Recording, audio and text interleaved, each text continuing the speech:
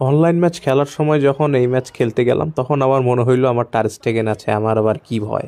Opponent যেরকম শটই করবে না কেন আমারটা সেভ দেবেই। তো অপোনেন্টের কোন গোলকিপার এটা আমি তখনও খেয়াল করিনি, দেখলাম আমার গোলকিপার তার গোলকিপার দুইটা সমান তালে সেভ দিয়ে যাচ্ছে।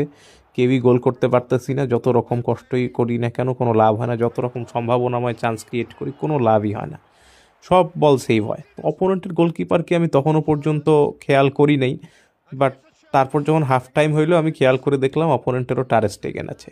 কি এক আজব ব্যাপার স্যাপার, আমারও টার স্টেগেন অপোনেন্টেরও টার স্টেগেন, কেউই কোনো শান্তি পাচ্ছি না। এমবাপ্পে দিয়ে শ্যুট করি, ওয়েন দিয়ে শ্যুট করি, যারে দিয়েই শ্যুট করি না কেন, সুপার সাব নামাই, কোনোভাবেই কোনো কাজ হচ্ছে না।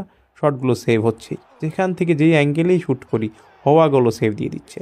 আবার অপোনেন্ট যখন আমার কাছে শ্যুট করে বা আমার ডিবক্সে গিয়ে শ্যুট করে সেগুলোও আমার টার স্টেগেন সেভ দিয়ে দিচ্ছে। তো এভাবে কি আর করা, জিনিসটা মেনে নিতেই হলো। তো ফাইনালি আমাদের ম্যাচটা কিন্তু 0-0 গোলে ড্র হয়। আমরা কেউই কোনো গোল করতে পারি নাই, দুজনের টার স্টেগেনই 4টা করে টোটাল 8টা সেভ দেয়। তো আমার টার স্টেগেনের রেটিং একটু কম, অপোনেন্টেরটার আবার একটু বেশি ছিল।